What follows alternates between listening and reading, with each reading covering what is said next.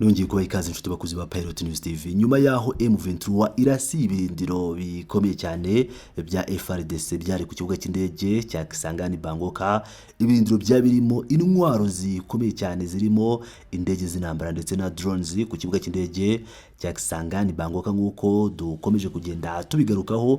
Nkaba nkomeje kugenda nshaka amakuru biri kuvugwa kuko Kisangani isobanuye byinshi nk'uko nabibabwiye, mbibutsa ko AFDL imaze gufata Kisangani nyuma y'amezi 3-4 abasore bari bamaze kugera Kinshasa. Mobutu yari yahunze kandi mbere yari yavuze ngo Kisangani ne tombera jamais. Ibi rero ni ibintu bikomeye cyane, niyo mpamvu tugomba kwibaza ati ibirometero biri hagati yaho M23 yarasi izi drones ndetse no ku kibuga cy'indege cya Kisangani, ese izi drones zari zifite ubushobozi, ese ni ibihe bibuga by'indege bishobora kwibasirwa muri iyi nkuru yose uko yakabaye. Tugiye kubigarukaho by'umwihariko Kindu na Bujumbura n'impamvu M23 ishobora kuba ariho target ubu ifite. Tugiye kubigarukaho muri iyi nkuru ikomeye cyane nk'uko tubikesha ibitangazamakuru bitandukanye mpuzamahanga binashinja M23 gushyigikira u Rwanda muri ibi bitero uko byagenze byose, ndetse na drones zakoreshejwe zaturutse muri Turukiya. Reka tubasomere iyi nkuru yose uko yakabaye. Inyeshyamba za AFC M23 zagabye igitero gikomeye hakoreshejwe drones ku kigo gikuru cya gisirikare cya FARDC, ingabo za Repubulika Iharanira Demokarasi ya Kongo, kiri hafi ibirometero 560 uvuye ku murongo w'imirwano mu burasirazuba bwa Repubulika Iharanira Demokarasi ya Kongo. Leta y'intara ya Chopo yatangaje ko FARDC yarashe ndetse ihanura drones 8 zo mu bwoko bwa one way attack OWA zakoreshwaga na M23 hafi ikibuga cy'indege mpuzamahanga cya Kisangani mu gice cyo hagati cya Kongo, hagati ya tariki 31 Mutarama n'iya mbere Gashyantare. Biravuga ko M23 yakoresheje drones 8 zo mu bwoko bwa IH-3 zakorewe muri Turukiya. Muri icyo gitero 6 muri zo ngo zararashwe ziraswa na FARDC, indi imwe igwa hafi y'ikibuga cy'indege itagize icyo yangiza. Drones za IH-3 ni intwaro ziguruka zifite ubushobozi bwo kugera kure no kurasa neza, zagenewe kwibasira ahantu hakomeye kandi h'ingenzi cyane, harimo n'ibirindiro by'indege bya gisirikare biri ku murongo w'imbere. Kisangani no mujyi wa kane mu bunini muri Repubulika ya Demokarasi ya Kongo, uri hafi ibirometero 560 uvuye ku murongo w'imirwano mu ntara ya Kivu y'Amajyaruguru mu burasirazuba bwa Repubulika Iharanira Demokarasi ya Kongo, kandi uri hejuru ya kilometero 400 mu majyaruguru ashyira uburengerazuba bwa Walikare ku muhanda wa RN3. Iki gitero nicyo cya mbere M23 igabye ku ngabo za leta ya Kongo mu burengerazuba bw'umurongo w'imirwano kuva mu ntangiriro za 2025, kandi nicyo gitero cyageze kure cyane mu burengerazuba kuva uyu mutwe wongeye kugaragara mu mpera za 2021. Nyuma y'iminsi mike M23 yemeye ko ariyo yagabye icyo gitero, ikigaragaza nk'ikimenyetso cy'uko yaguye mu bushobozi bwo gukorera kure. Colonel Nanga uyobora ishami rya politiki rya M23 yatangaje ko aribo babikoze, avuga ko ari imbuzi. Mu butumwa yashyize ku mbuga nkoranyambaga kuwa 3 Gashyantare, umuvugizi wa politiki wa M23 Lawrence Kanyuka nawe yatangaje ko umutwe wabo wasenye ikigo cyagenzurirwagamo drones ku kibuga cy'indege. Mu rindi tangazo kuwa 3 Gashyantare, Nanga yavuze ko M23 izatangira kwibasira mbere na mbere ibirindiro by'indege bya FARDC n'ibindi bigo bya gisirikare, aho ingabo za Kongo zitangiriza ibitero byazo kuri M23. Ntibirasobanuka neza niba u Rwanda rwaragize uruhare rutaziguye muri icyo gitero, ariko rushobora kuba rwaratanze drones zakoreshejwe ibintu byaba bihabanye n'amasezerano rwiyemeje mu masezerano ya Washington, kandi bikongera igitutu cya Leta Zunze Ubumwe za Amerika ku Rwanda, igitutu gisanzwe cyari kimaze kwiyongera. Kanyuka yerekanye ko M23 ishobora kuba yaragabye icyo gitero idafite ubufasha bwa gisirikare buturutse ku Rwanda, ikoresheje ibikoresho yafashe igihe yigaruriraga umujyi wa Goma muri Kivu y'Amajyaruguru n'ikibuga cy'indege cya Kavumu muri Kivu y'Amajyepfo mu bitero byayo byo mu ntangiriro za 2025, nk'uko bitangazwa n'ikigo cy'ubushakashatsi ku makuru ya gisirikare cya James gikoresha amakuru afunguye. M23 yaba yarafashe drones zigera kuri 20 zo mu bwoko bwa Berkut BM zakorewe muri Belarusi, ziguruka intera ndende kandi zishobora kuba arizo zo mu bwoko bwa one way attack OWA ubwo yafataga Goma muri Mutarama 2025.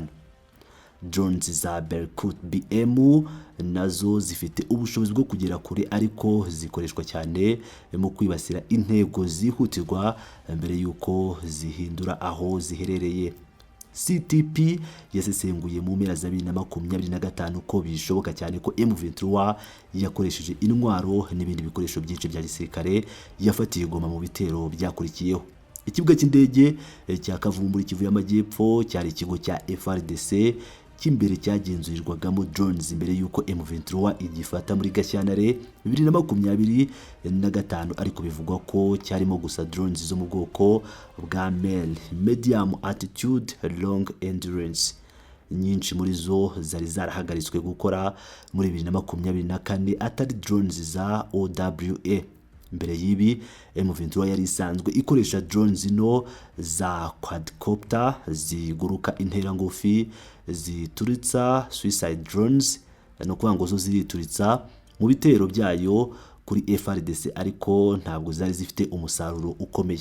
U Rwanda bavuga ko ngo rufitanye umubano wa hafi mu bya gisirikare na Turkiya kandi rwigeze kohereza drones zafashe M23 mu bitero byayo mbere. Ingabo z'u Rwanda RDF zikoresha umubare utaratangajwe wa drones za Turkiya, kandi mu Gushyingo 2025 u Rwanda rwasinye amasezerano y'ubufatanye mu bya gisirikare na Turkiya agamije guhererekanya ikoranabuhanga no gushinga uruganda rwo guteranyiriza drones i Kigali.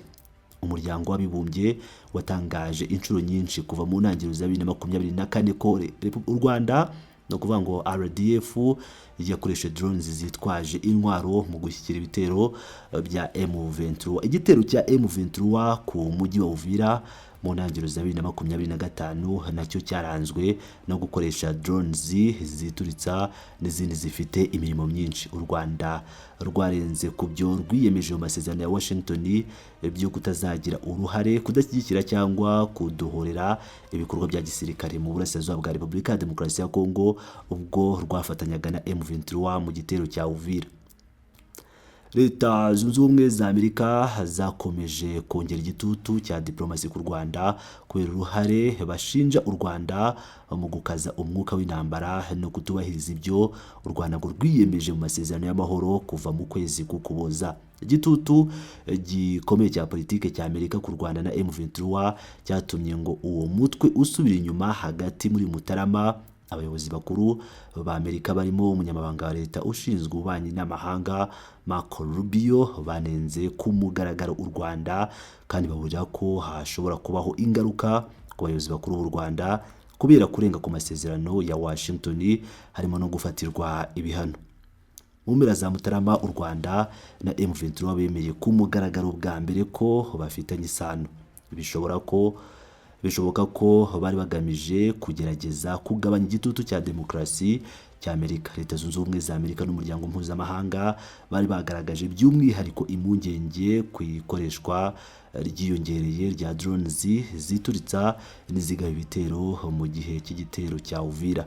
Ikinyamakuru cy'Abafaransa gikora inkuru z'iperereza Africa Intelligence cyatangaje ku wa 5 Gashyantare ko ubutegetsi bwa Trump buteganya gushyiraho vuba ibihano bishya ku bayobozi benshi bakuru ba RDF, ab'inzego z'iperereza z'u Rwanda n'abashinzwe ubucukuzi bw'amabuye y'agaciro. M23 ishobora no kwibasira umujyi wa Kindu uri mu burasirazuba bwo hagati bwa Repubulika ya Demokarasi ya Kongo cyangwa Bujumbura mu gihugu cy'u Burundi ikoresheje ibitero bya drones. Kindu ni umurwa mukuru w'ubuyobozi n'ubucuruzi w'intara ya Maniema uri hafi ibirometero 435 mu burengerazuba bwaho M23 iri ubu ku muhanda wa RP 503 mu karere ka Shabunda muri Kivu y'Epfo. Kindu ni ikigo gikomeye cya gisirikare cya FARDC kirimo ibikoresho by'ingabo zirwanira mu kirere n'ingabo zidasanzwe za FARDC zizwi nka 31st Rapid Intervention Brigade. Ikibuga cy'indege cya Kindu ni cya kabiri mu by'ingenzi kuri FARDC nyuma ya Kisangani, kikaba ari ahantu h'ingenzi ho gutegurira no gutangira ibikorwa by'ingabo zirwanira mu kirere n'izikora ku butaka mu kurwanya M23 mu burasirazuba. M23 yari yarigeze gushinja leta ya Kongo gukoresha kindu mu kohereza abacancuro b'abanyamahanga muri iyo ntambara no kugaba ibitero bya drones ku birindiro byayo no ku baturage. M23 ishobora kuba kandi yakwibasira Bujumbura, nubwo ibyo byaba ari ugukaza umwuka ku rwego rukomeye kandi bikongera ibyago by'intambara y'akarere.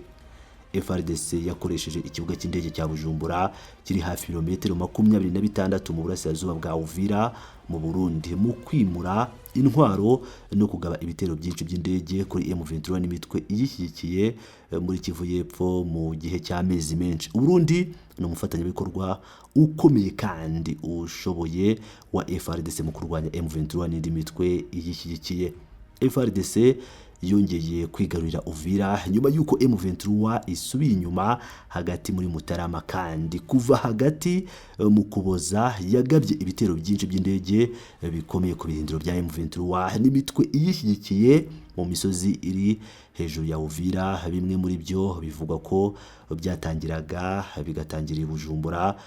CTP yari yarasesenguye mbere ko M23 iri gushyiraho impamvu za politike zizayifasha gusobanura ibitero bishya bya gisirikare muri Kivu y'Epfo uko umutekano usubira uko wahoze mbere. Nyuma y'igitero cya Kisangani, Nanga yavuze ko M23 yashyizeho umurongo utukura kandi ko izahagarika ububasha bwa FARDC mu kirere binyuze mu kwibasira ikintu cyose cyabangamira abo bantu, no kuvuga ngo cyabangamira ibice byose bagenzura bagisanze aho gitangirira.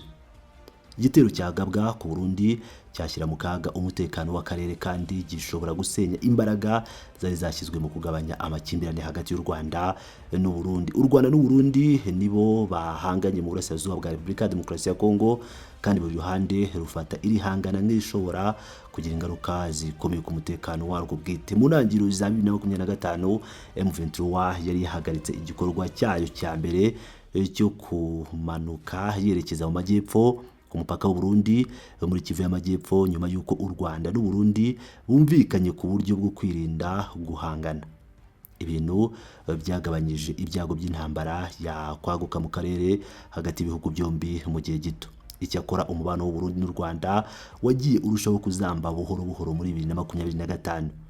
CTP yasesenguye ko M23 n'u Rwanda bagabye igitero cya Uvira bagamije gukura ingabo z'u Burundi mu ntambara, ibintu byarushijeho kongera ibyago by'intambara y'akarere. Minisitiri w'Ububanyi n'Amahanga w'u Rwanda yabwiye ikinyamakuru cy'Abafaransa Jeune Afrique kuwa 12 Mutarama ko abayobozi b'inzego z'umutekano b'u Burundi n'u Rwanda bahuriye ku mupaka w'ibihugu byombi inshuro ebyiri mu kwezi k'Ukuboza bagamije kugabanya amakimbirane nyuma y'ifatwa rya Uvira. Agira ngo rero nk'uko mu byiyumvira iyi akaba ari inkuru ikomeye cyane igaruka ku bijyanye n'igishobora kuba nyuma y'uko AFC M23 irashe ku kibuga cy'indege cya Kisangani ahari intwaro zikomeye cyane za FARDC, nk'uko tubikesha ikinyamakuru cyitwa criticalthreat.org, aho cyari kiri gusesengura ibi bintu byose uko bimeze, aho bavugaga u Rwanda na M23 ko ari bamwe nk'uko mwabyumviye muri iyi nkuru yose uko yakabaye. Ni ibintu rero bikomeje kugenda bigarukaho cyane mu bitangazamakuru mpuzamahanga, by'umwihariko ubushobozi, basesengura ubushobozi AFC M23 isigaye ifite bwo kuba yahangara ibirindiro bikomeye cyane bya leta, by'umwihariko nk'iki gitero cyabereye Kisangani kikaba kimaze gukangaranya isi yose nk'uko mwabyiyumviye. Ni Pilot News TV, mukomeze mane nanjye.